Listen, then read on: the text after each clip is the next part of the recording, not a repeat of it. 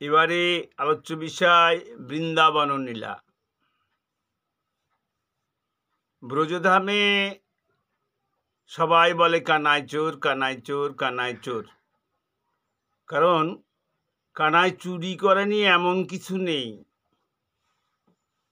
মনোচোর, বসন চোর, চিত্ত চোর, সবাই বলে চোর চোর চোর চোর চোর, যশোদানন্দন চোর। তা ভগবান বলছে, দেখো তোমরা যে আমাকে চোর চোর চোর চোর বলছো, সত্যি কি আমি চোর? তার কারণ ব্রজগোপীদের ক্ষীরসর নবনী আমি চুরি করি, তাই তো তোমরা বলছো। কিন্তু যে ব্রজগোপী গাভী দহনের সময় যখন বাঁটে একটু তেল লাগায়, তেল লাগিয়ে বলে যে দেখো গাভী তুমি দুগ্ধ দান করো, ক্ষীরসর নবনী বানানোর নিমিত্তে তোমার কাছে আমরা এসেছি। তুমি ক্ষীরসর নবনী বানাবো, সেই নিমিত্তে গোবিন্দের সেবা দেব বা কৃষ্ণের সেবা দেব, সে নিমিত্তে তোমার স্তন ক্ষীর আমাদেরকে প্রদান করো, এই বলে দহন করে। তাহলে তখনই তো নিবেদন হয়ে যায়। এছাড়া এইভাবে সব গোপীরা দহন করে নিয়ে গিয়ে কি করে, আপন বাড়িতে যখন সেটা উনুনে চড়ায়, দুধ থেকে যখন ক্ষীর তৈরি হয়, তখনও বলে কানাই এই দেখ তোর জন্য ক্ষীর রন্ধন করছি, তুই কোথায় আছিস বাপ?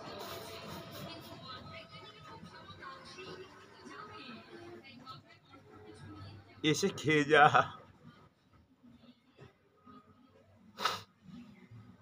এমনি করে ব্রজগোপীরা নয়ন জলে ভাসে।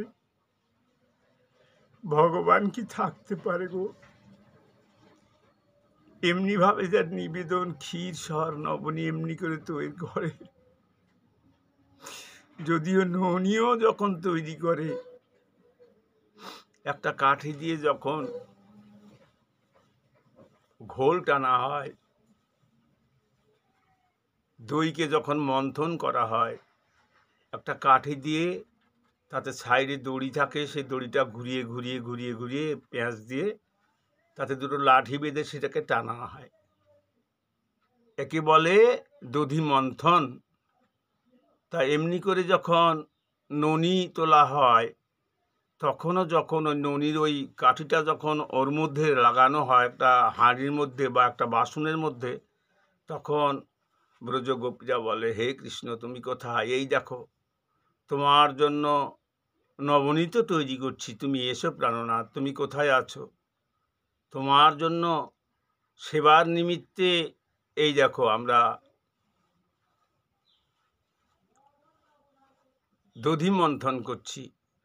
তাই এমনি করে মন্থন করে ভগবান বলছে আমি কি করব বলো? এমনি করে যারা ডাকে অনুরাগে আমাকে, দুটি নয়ন জলে বুক ভাসিয়ে যখন ডাকে, আমি থাকতে পারি না।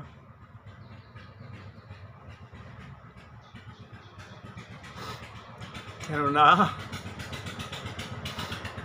ভক্ত আমার সব, আমি ভক্ত ছাড়া কিছু।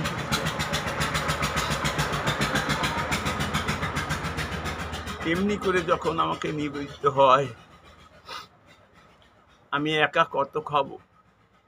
হাজার হাজার ঘরে দুয়ারে এমনি করে আমাকে নিবেদিত প্রসাদ, আমি তখন শ্রীদাম সুদাম দাম বসুদাম অংশুমান সবাইকে নিয়ে সবার ঘরে ঘরে যায়, এমনি করে প্রসাদ পায়।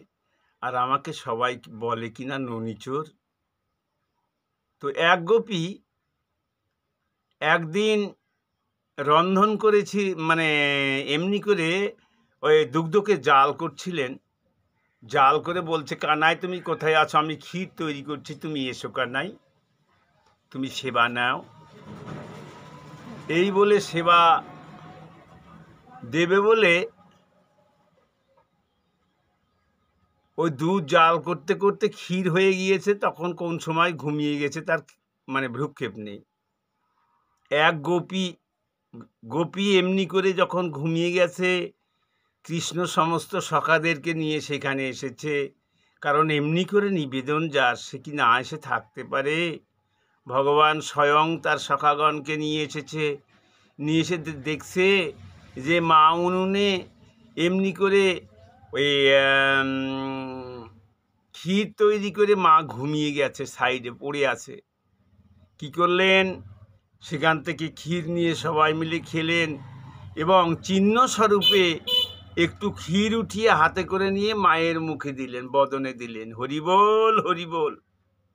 কারণ আমরা তো খেলাম, ভক্ত তো পেল না, তাই ভক্তের বদনে দিয়ে গেলেন। এই তো নীলা করি আমি, আর আমায় সবাই বলে চোর চোর চোর। এ বিষয়ে আরও বলবো অন্য অন্য চ্যাপ্টারতে বলবো। তবে চোর চোর তোমরা বলো না। আমাকে এমনি করে নিবেদন করে তখন আমি আর থাকতে পারি না, তখন আমি গিয়ে সেখানে প্রসাদ পাই। তোমরা সবাই আমাকে মানুষে বলছে কানাই চোর কানাই চোর কানাই চোর। আসলে আমি চোর, সেই ঘরের চোর যে ঘরে কানাই বসত করে। কারণ ওই ঘর না, এই যে আমাদের হৃদ মন্দির, এই হৃদ মন্দিরে যেখানে কানাইয়ের শতত ভক্তের হৃদয়ে কৃষ্ণের শতত বিশ্রাম, যে ঘরের আমাকেই ঠাঁই দেওয়া হয়, আমাকেই সব কিছু। আমরা কর্ম করি, একই কর্ম আমরা করি, কিন্তু কোনো কর্ম আমাদের বন্ধনের কারণ হয়, আবার একই কর্ম কৃষ্ণের নিমিত্তে করলে সেটা মুক্তির কারণ হয়। হরিবোল হরিবোল। তো আমি সমস্ত শ্রোতা ভাই বোনদেরকে বলছি, তোমরা সবাই কর্ম করো সেটা যেন বন্ধনের কারণ না হয়। কারণ কৃষ্ণীয় ইন্দ্রিয় প্রীতিবাঞ্ছা ধরে প্রেম নাম, আত্ম ইন্দ্রিয় প্রীতিবাঞ্ছা ধরে কাম নাম। আত্মেন্দ্রিয় প্রীতিবাঞ্ছা, যেটা আমরা নিজে নিজে সুখ ভোগ করি, সেটা হচ্ছে আত্ম ইন্দ্রিয়, সেটা হচ্ছে কাম। সেটাতে করলে আমাদের পূর্ণ কিছু হবে না। আর কৃষ্ণ ইন্দ্রিয় প্রীতিবাঞ্ছা ধরে প্রেম নাম, কৃষ্ণের নিমিত্তে আমরা যে কর্মগুলো করব, সে কর্ম যদি করি তাহলে আমাদের বন্ধন থেকে আমরা মুক্ত হব। তাই যা কিছু তোমরা করো, ভাই বন্ধু তোমরা যা রয়েছ, কৃষ্ণের নিমিত্তে করো। ভগবান বলো যে প্রভু তুমি যা করাচ্ছ আমরা তাই করছি, ভালোও জানি না মন্দও জানি না, সমস্ত ভার তুমি গ্রহণ করো। যাই হোক, আমি ভাগবতের এই চ্যাপ্টার এখানেই রাখছি। সুবোধ রচিত কিছু ভাগবত সার, শুনিলে সবার হয় মহা উপকার। এই যে ভাগবত, সে ভাগবত সবার সামনে রাখলাম। তোমরা শান্তিতে থাকো, সুখে থাকো, ধর্মের প্রতি তোমাদের সবার নিষ্ঠা হোক। এই জন্য আমি চ্যানেলটি খুলেছি। কারণ এখনকার ছেলে মেয়েদের ধর্মের প্রতি কোনো গুরুত্ব দেওয়া হয় না। তারা লেখাপড়া শিখুক, চাকরি করুক, ভালো মানুষ হোক। ভালো মানুষ হতে গেলে কি করে ভালো মানুষ হবে? কারণ তাদেরকে তো বাইরে রাখা হচ্ছে। কোনো সময় তো ঠাকুর ঘরে নিয়ে যাওয়া হয় না, তাদেরকে বলা হয় না যে ঠাকুর ঘরে প্রণাম করে তারপর স্কুলে যা। কোনো সময় সাধু সঙ্গ হলো না, ঠাকুরকে চিনল না, গুরু বৈষ্ণবকে চিনল না, এরা কি করে ভালো হবে বলো? দোষ তো আমাদের বড়দের দোষ, ছেলেদেরকে দিয়ে কোনো লাভ নেই। তার কারণ আমরা বড়রাই সেখানে নিষ্ঠাতে নিয়ে আসি না। কারণ এই সন্তানটি আমার বড় হবে, চাকরি করবে, হাকিম হবে, জজ হবে, ব্যারিস্টার হবে, এরা বহু টাকা কামাই করবে, আর আমরা বসে বসে খাবো। এই যে এটাই হচ্ছে বন্ধনের কারণ। তার কারণ বৃদ্ধ অবস্থায় যখন পড়বে, তখন তোমার কি হবে তুমি জানো? তোমাকে এরা বৃদ্ধাশ্রমে নিয়ে যাবে, কখনোই তোমাকে দেখবে না। তার কারণ এদেরকে তো কখনো কৃষ্ণ ভক্তি প্রদান করা হয় নাই, কখনো ঠাকুর ঘরে নিয়ে যাওয়া হয় না। এরা ঠাকুরকে কি করে চিনবে? হরে কৃষ্ণ, রাধে রাধে। আমি এখানে রাখছি। সমস্ত ভক্ত শ্রোতা বোন বন্ধু সবাইকে শত সহস্র প্রণাম। আর ছোট ছোট ভাই বোনদের প্রতি রইল আমার স্নেহ আশীর্বাদ। হরে কৃষ্ণ, রাধে রাধে।